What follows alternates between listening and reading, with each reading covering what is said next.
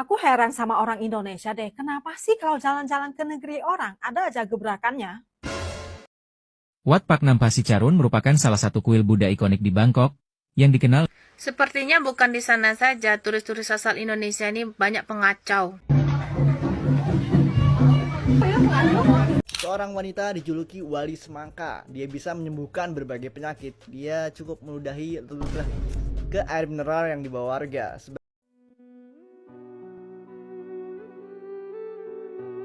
Sambil menyelam, minum air. Pepatah itulah yang mungkin dijadikan pedoman jamaah haji ini. Waduh, terowongan suci di daerah Jawa Barat yang dianggap bisa tembus ke Mekah diliput oleh berita internasional. Semoga pemerintah Indonesia bisa setegas pemerintah Malaysia ya. Kalau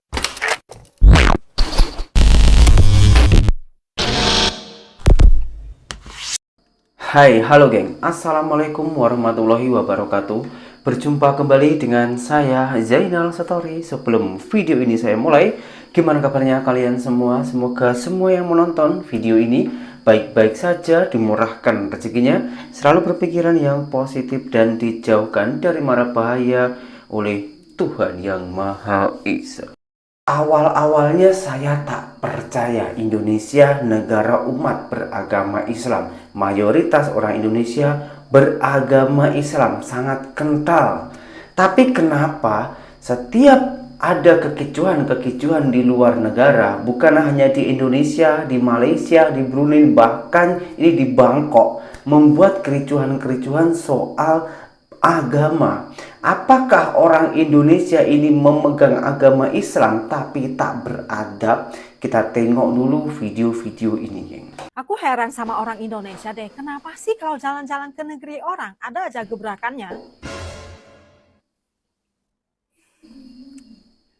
Aku sendiri bukan Buddhis ya, tapi aku sedikit banyak mempelajari ajaran Buddha. Memang rupang itu hanyalah sebuah simbol dan mungkin kebanyakan umat Buddhis nggak merasa gimana-gimana ngelihat ginian. Apalagi Buddhis Indonesia ya, mereka mungkin yang kayak, maafkanlah mereka, mungkin mereka nggak tahu apa yang mereka lakukan. Tapi biar gimana pun, ini tuh tempat ibadah yang ada etika dan aturannya. Kamu mau ngonten, mau joget, mau jungkir balik sekalian, nggak ada yang melarang. Tapi minimal tahu tempat dan tahu diri. Kita sebagai WNI ke negeri orang melakukan apapun itu membawa nama Indonesia loh. Kalau udah kayak gini, orang luar bisa aja mencap orang Indonesia tuh ternyata attitude-nya nggak bagus ya atau nggak beradab. Yang malu kan se-Indonesia loh. Intinya, bijaklah dalam membawa diri, apalagi di zaman sekarang yang apa-apa gampang sekali diviralkan. Hargailah sesama, jangan maunya dihargai tapi nggak tahu gimana caranya menghargai orang lain. Nah kalau Coba kalau ini dibalik ya. Bukannya saya membela salah satu pihak ya. Coba kalau ini dibalik, yang dibuat macam itu tempat sembahyangnya orang yang berbuat hal macam itu. Mesti kecoh, mesti tak terima, mungkin bahkan sampai lempar telur. Tapi kalau tempat orang dibuat macam itu ya masih marah. Termasuk ini tadi orang Buddha, ketika tempat sembahyangnya itu dibuat macam itu masih geram, geng. Saya tak membela, tak membenarkan agama lain. Saya pun sebagai umat Islam, saya mengakui di Indonesia ini ada 5 agama di negara Indonesia. Tapi dengan adanya perbedaan agama, bukan kita ini saling mengejar, saling menghina, saling menjatuhkan, bahkan bukan kita ini membuat hal-hal yang tak kita inginkan ataupun tak pantas kita contoh ya. Tapi dengan adanya beberapa agama, beda-beda keyakinan yang sepatutnya kita ini boleh bertoleransi, boleh saling menghargai. Agama pun sudah mengajarkan kepada kita, pakailah adab dan juga kesopanan. Harus punya akhlak. Seberapa banyak kalau tak punya akhlak di mata orang lain dan juga di mata Tuhan, kita tak ada apa-apanya, geng. Wat Pak Nampasi Carun merupakan salah satu kuil Buddha ikonik di Bangkok, yang dikenal Sepertinya bukan di sana saja, turis-turis asal Indonesia ini banyak pengacau. Dulu juga pernah ada kejadian di Turki, kunjungan cara bikin guci. Nah, sekelompok emak-emak juga nih yang praktekkan bikin guci. Tahu-tahu gucinya itu berbentuk aneh, berbentuk seperti aneh lah, barang laki-laki lah gitu ya. Terus dia ngakak-ngakak ketawa-ketawa. Yang rekam juga ketawa-ketawa. Sementara orang dari negara lain di kelompok lain itu lagi nonton juga, terdiam. karena bingung apa yang aneh, apa yang lucu itu nggak ada gitu, bahkan memalukan. Videonya itu beredar sampai ke Dagestan, sampai ke Tajikistan, sampai ke negara Tantan sana. Saya lihat komentarnya itu sungguh sangat banyak yang menghujat video tersebut. Dibilanglah berjilbab tapi tak tahu malu. Bukannya malah menutupi, langsung ketawa-ketawa terbahak-bahak apa yang lucu. Banyak komentar seperti itu. Agama Islam kuantitasnya banyak di sana tapi nggak berkualitas. Banyak komentar seperti itu. Inilah akibat kalau emak-emak kampungan sesekali megang duit terus jalan-jalan ke luar negeri. Sifat norak dan tidak beradabnya itu masih dibawa sampai ke sana. Udahlah, sifat-sifat jelek itu tinggalkan di Indonesia. Orang akan menilai Indonesia itu melalui turis-turis yang datang ke luar negeri sana. Iya, Akibatnya kita-kita nggak ngapa-ngapain ini kebawa semuanya, terbawa jeleknya. Udahlah, bentuk jelek, kelakuan jelek. Hargai orang lain, itu tempat suci agama lain. Kalau seandainya masjid kalian itu dibikin seperti itu, gimana perasaan? Pikirkan sampai ke sana. betul, memang dampaknya ini ke seluruh satu negara Indonesia. Yang melakukan hanya 5, 6, 7 orang, tapi yang kena kecam, yang mendapatkan kejelekan, ini semua orang Indonesia, yang terutama umat beragama Islam. Yang sepatutnya kita melancong pergi ke negara orang, kita harus memberikan hal-hal yang terbaik, memberikan pujian, jaga adab, jaga kesopanan, agar orang-orang turis ataupun yang kita kunjungi ya, yang negara yang kita kunjungi itu boleh respect kepada kita. Wah, ternyata orang Indonesia itu baik-baik ya, ternyata orang Indonesia itu ramah-ramah, ternyata orang Indonesia itu mudah bergaul, ternyata orang Indonesia yang umat beragama Islam itu boleh dicontoh, ternyata Islam itu boleh dicontoh, dan lain-lainnya, seperti kisah Nabi Muhammad SAW, meskipun dikecam tapi dia hanya senyap. Nah, ini malah kebalikannya, orang lain yang hanya tak buat apa-apa tapi kita yang selalu membuat kecoh. Sumpah geng, saya sebagai orang Islam Indonesia, nama baik Islam Indonesia ini merasa tercoreng ini geng, karena hal-hal macam ini selalu dan selalunya hanya ada di Indonesia. Adapun di luar negara yang mengalami orang Indonesia. Jadi kalau mau pergi ke luar negara, jangan bawa mentality yang buruk di Indonesia, buang jauh-jauh. Yang sepatutnya kita pergi ke luar negara lainnya itu tukar pengalaman agar boleh mendapatkan inspirasi terbaru, bukan membawa kejelekan-kejelekan untuk menghina negara orang.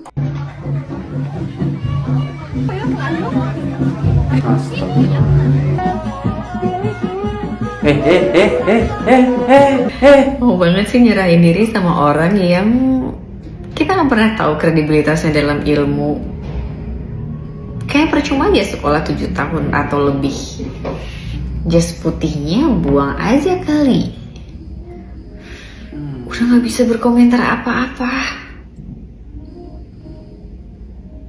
Seorang wanita dijuluki Wali Semangka. Dia bisa menyembuhkan berbagai penyakit. Dia cukup meludahi ke air mineral yang dibawa warga sebagai metode penyembuhan dan kemudian mendoakannya. Namanya Haji Nur Sehat, dan kebanyakan masyarakat di sana percaya bahwasanya dia punya karomah yang bisa menyembuhkan seseorang. Meski dia seorang disabilitas dan bukan tenaga medis, banyak warga percaya bahwasanya dia bisa menyembuhkan penyakit. Tapi kira-kira menurutmu ini sugesti atau karomah beneran? Dan coba komen di bawah kalau kalian salah satu pasien dari Wali Semangka ini dan bisa Saya bukan. Dan coba berikan testimoni kalian, siapa tahu banyak yang tertarik ikut juga. Benar menurutmu? Ini memang di luar logika, geng. Saya sendiri yang sekolah tak tinggi pun tak habis pikir kenapa ini boleh terjadi. Kalau ini benar-benar terjadi real, nyata, maka dokter-dokter di Indonesia itu tak laku, geng. Medis-medis di Indonesia tak laku. Hanya meludahi air mineral boleh menjadi obat. Dan ini bukan terjadi 1-2 kali di Indonesia, beberapa kali, geng. Ini ya, selama 8 tahun saya di Malaysia, bukan saya membela atau membandingkan ya, tapi ini sebagai contoh ya. Selama 8 tahun saya di Malaysia tak pernah dengar hal macam ini. Adapun orang yang melakukan hal yang macam ini mesti kena tangkap. Karena Islam di Malaysia, meskipun Islam di Malaysia seberapa besar di Indonesia, tapi begitu kuatnya di sana, geng. Ini yang kita contoh, geng. Apalagi untuk masyarakat-masyarakat ya.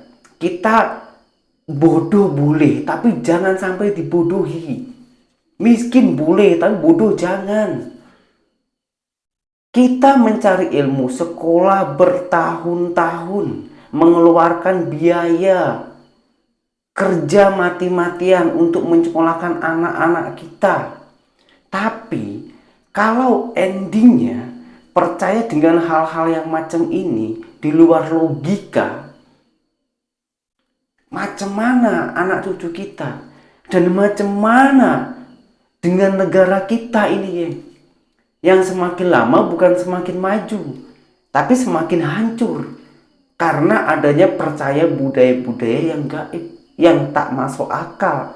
Kalau kita pikir dengan akal yang sehat, kita logika, air ludah itu ya mohon maaf ya, mungkin ada bakteri-bakteri ataupun kotoran-kotoran gitu ya. Ini diminum untuk menjadi obat. Astagfirullahaladzim. Dan ada beberapa lagi orang-orang Indonesia yang buat kecoh. Bukan hanya di agama lain, bukan hanya di negara lain, tapi di negara kita sendiri pun ada. Bahkan di tanah suci Makkah, geng, kiblatnya umat Islam, dibuat hal yang tercela di sana.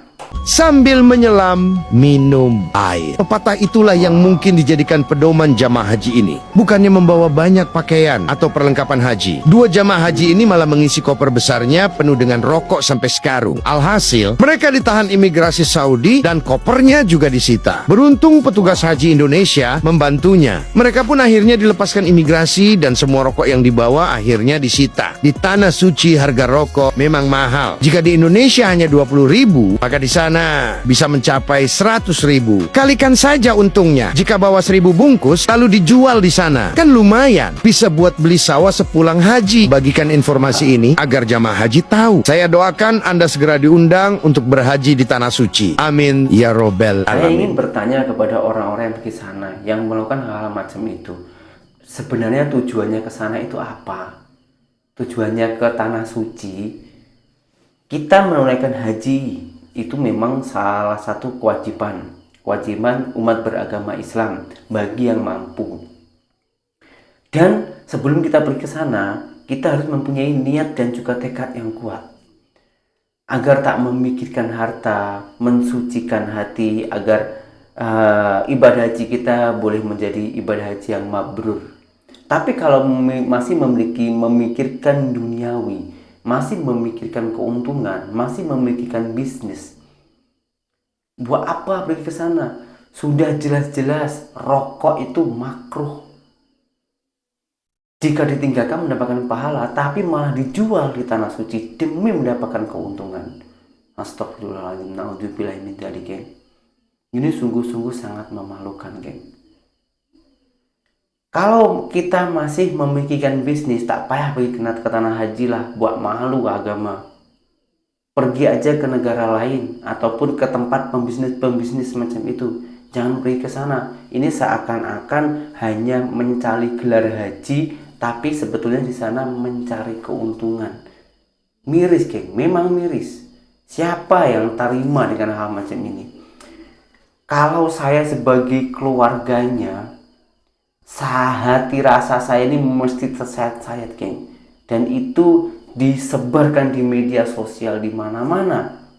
Astagfirullahaladzim. Dan kenapa hal-hal macam ini selalunya yang pelik-pelik orang Indonesia? Negara-negara lain mana ada yang macam ini? Negara Malaysia yang sering kurang rendahkan, nggak ada. Malah Malaysia mendapatkan pujian. Jamaah haji yang paling taat, yang paling tertib itu orang Malaysia, geng. Coba bayangkan, apa kita tak malu dengan negara jiran kita yang sering kurang rendahkan, sering kurang hina, tapi selalunya mendapatkan pujian? Bukan Malaysia yang meminta pujian, orang lain yang memuji. Tapi kita yang meminta pujian kepada jiran-jiran kita agar mendapatkan gelar haji, tapi orang lain pandang Indonesia apa? Agamanya ini lagi apa ini? Kelakuan orang Indonesia bikin muak ulama. Ulama besar asal Madinah, Syekh Profesor Dr. Sulaiman Ar-Ruhaili atau akrab disapa Syekh Sulaiman, bicara mengenai kebiasaan tak baik orang Indonesia saat melaksanakan ibadah di tanah suci. Sebab alih-alih berdoa atau beribadah, mereka malah asik mengambil foto dan video saat di tanah suci. Syekh Sulaiman secara tak langsung menjelaskan, momen ibadah di tanah suci seharusnya digunakan sebaik-baiknya untuk mendulang pahala, bukan malah pamer foto dan video sana-sini. Bahkan saat penceramah menyampaikan khutbah Jumat di Masjid Nabawi, dia pernah melihat ada beberapa jamaah Indonesia yang tak mendengarkan, malah sibuk mengambil foto selfie dan video pribadi. Tak diragukan lagi, kecenderungan manusia berfoto ria semakin nampak jelas. Bahkan di Masjid Nabawi dan Masjidil Haram, malah asik selfie, ujar Syekh Sulaiman. Lebih jauh, guru besar di Universitas Islam Madinah itu menambahkan, berfoto ria saat melakukan ibadah haji memang kerap dilakukan banyak orang, namun hal tersebut tentu kurang beradab, sebab tujuan mereka datang ke tanah suci semestinya untuk beribadah, bukan mengabadikan momen selfie. Syekh Sulaiman mengaku heran melihat jamaah haji Indonesia. Bahkan Syekh Sulaiman berkisah, pernah suatu ketika dia bertemu jamaah haji Indonesia yang berpose sedang berdoa, kemudian salah seorang teman memotretnya. Hal tersebut menurutnya merupakan kebohongan besar. Dia pura-pura berdoa hanya demi kepentingan foto. Bahkan mereka berbohong saat berdoa. Minta tolong ke orang lain, "Hei, fotokan aku." Sambil memperagakan gerakan berdoa. Foto-foto tersebut lantas dibagikan atau ditunjukkan ke sosial media dan teman-temannya. Syah dan mereka akan mengira jamaah haji tersebut sungguh-sungguh berdoa saat berada di tanah suci. Begitu kembali ke Indonesia, mereka pajang foto mereka dan mereka pamerkan ke orang-orang seolah sedang berdoa khusyuk.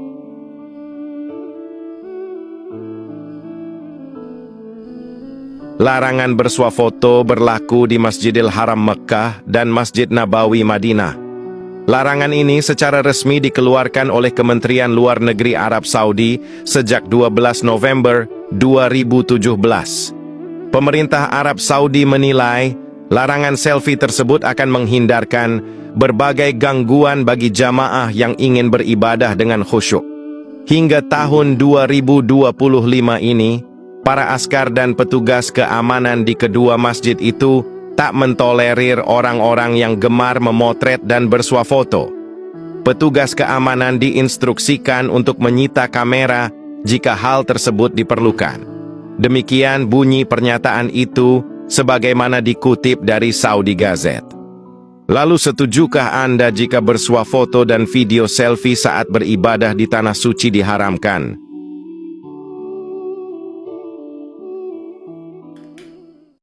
Semakin kesini saya semakin percaya dengan ucapan pemimpin kita, Presiden Prabowo Subianto. Beliau pernah mengatakan kalau orang Indonesia ini suka berbohong.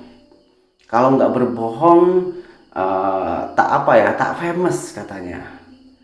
Kalau tak berbohong, tak puas katanya. Wah, ini bukan kebohongan semata ditunjukkan kepada orang lain saja, tapi ini soal agama pun dibuat bohong. Astagfirullahaladzim, yang bertujuan itu apa? Sementara kalau kita benar-benar menjalankan ibadah yang khusyuk, itu hanya kita dan Allah yang tahu. Buat apa ditujukan kepada orang-orang lain? Kalau mempunyai niatan untuk saya boleh pergi ke tanah suci, saya beribadah boleh khusyuk dan lain-lainnya, itu bukan di media sosial untuk memberikan contoh kepada orang lain. Itu adalah salah satu sebuah kesombongan umat beragama Islam. Media sosial ini boleh menjadi positif, boleh menjadi negatif. Boleh menjadi positif, contohnya kita pergi ke tanah suci, memberikan informasi, cara pergi ke sana, biayanya, kemudahan-kemudahannya, situasi, kondisi di sana macam mana. Tak apa ya, biar orang-orang kita yang pergi ke sana setidaknya ada pengalaman. Tapi Kalau media sosial itu ditunjukkan untuk sebuah kesombongan, apa untungnya? Pergi ke tanah suci sana sudah memakai biaya puluhan juta rupiah, mengumpulkan sedikit-sedikit, sudah mendapatkan puluhan juta pergi ke sana. Tapi kalau untuk kesombongan ini apa? Apa fungsinya, geng? Nanti kalau Allah udah marah, kalian mau menyalahkan siapa? Baru minta ampun, ya Allah minta ampun, ampuni dosa-dosa hambamu. Kita tahu Allah memang maha pengampun, lagi maha pemaaf. Tapi kalau semuanya orang sendiri yang melakukan, apakah Allah akan terima begitu saja? Korang pikir sendiri dengan logika. Ini guys, apa ini jemaah Malaysia? Come on, follow lah jemaah Indonesia. Nah itu, sampai masuk ke gua itu baru mudah, cepat, dan bagus. Masuk ke gua, dapat pergi ke Mekah. Ini jemaah Malaysia apa ini? Come on lah Malaysia, kamu perlu ikut Indonesia, nampak ini? Gua ke Mekah. Wah, apa? Bagi aku guys, jemaah Malaysia ini terlampau kuno. Naik kapal terbang untuk pergi ke Mekah terlampau mahal. Better pergi ke Indonesia, masuk ke gua, terus ke Mekah. Nampak betapa murah? Itu namanya efisien. Kalian lihat kan, Indonesia sudah 50 tahun ke depan, Malaysia 100 tahun ke belakang. Come on, kita ada gua ke Mekah Indonesia. Dan aku harap lagi gua ke Mekah itu akan jadi pusat untuk UNESCO, ya. Aku harap UNESCO boleh iktiraf gua itu untuk ke Mekah. Come on Indonesia, come on. Ini sebuah sindiran yang sangat tajam sebetulnya kepada rakyat Indonesia, geng, yang tak mampu pergi ke tanah suci karena biaya. Lalu ada salah satu ulama yang bisa dikatakan mungkin memberikan ajaran sesat, dan ramai juga orang-orang Indonesia yang percaya di situ melalui jalur gua boleh pergi ke Mekah. Dan sindiran tadi juga ditujukan kepada masyarakat Indonesia yang selalu mengaku ataupun klaim ini akan menjadi ataupun didaftarkan ke UNESCO. Wah, apa dah jadi geng ini, geng? Karena kelakuan-kelakuan orang Indonesia dan banyak sindiran-sindiran, bahkan orang Indonesia sendiri yang menyindir. Saya pun juga sering sih mengkritik Indonesia yang kurang bagus. Bukan berarti saya tak cinta, bukan berarti saya pengkhianat, tapi saya teringin memberikan SDM kita yang lebih tinggi, menyadarkan kita. Karena menurut saya SDM rakyat Indonesia ini memang masih kurang bagus. SDM itu tak harus bersekolah tinggi-tinggi, tapi jagalah akhlak, adab, dan juga kesopanan. Sekolah tinggi-tinggi pun kalau tak punya adab dan juga akhlak, tak punya kesopanan, di mata orang lain dan juga di mata Tuhan itu macam sampah, geng. Sama aja. Jadi, tapi memang rata-rata kalau berpendidikan tinggi itu rata-rata biasanya beradab dan beradab, sopan, dan tahu mana yang baik dan benar, dan tahu cara memikirnya, bukan hanya percaya dengan omongan manis ataupun percakapan manis lalu percaya dengan hal-hal yang di luar agama ataupun di luar kepercayaan umat beragama Islam. Hal-hal macam ini sangat diharamkan di Malaysia. Kalau di Malaysia ada kejadian hal macam ini, bukan hanya tak ada pengikutnya, tapi malahan dipenjara oleh pihak kerajaan Malaysia. Begitu ketatnya Malaysia. Video berikutnya ini bukan saya yang mengulas, tapi seorang ulama Malaysia mengatakan hal tersebut. Kita tengok dulu videonya untuk penutupan. Ya, kita ngobrol lah. Apa kabar kamu, Ahmad Kasim? Saya baik katanya kan. Sekarang lagi di Indonesia. Ya, saya dengar kamu kemarin di Malaysia. Betul, alhamdulillah udah selesai katanya. Dia kan ditangkap di Malaysia. Kenapa Bang? Jadi karena dianggap membawa aliran sesat. Semoga pemerintah Indonesia bisa setegas pemerintah Malaysia ya. Kalau saya yang menyatakan ajaran Pak Qasim ini sesat, mungkin Anda bisa meragukan itu karena itu pernyataan pribadi saya. Tapi ini bukan saya yang menyatakan. Ini pemerintah Malaysia, ulama-ulama di Malaysia sudah menetapkan bahwa ajaran Qasim ini perlu dihalau karena menyesatkan. Semoga dengan semua video-video yang saya tayangkan ini ada manfaatnya. Kita boleh menambah wawasan, untuk menambah pengalaman, dan juga tahu mana hal yang baik yang kita seharinya kita contoh, dan tahu mana hal yang buruk yang sepatutnya kita tinggal. Agar kita tahu arah. Sekali lagi pesan dari saya, peganglah agama Islam yang baik dan benar. Jangan sampai perlakukan agama Islam dengan hal-hal yang tercela, sampai-sampai merugikan orang lain, apalagi sampai merugikan ajaran dari Allah Subhanahu wa Ta'ala. Sekian, terima kasih dari saya. Assalamualaikum warahmatullahi wabarakatuh. Bye bye.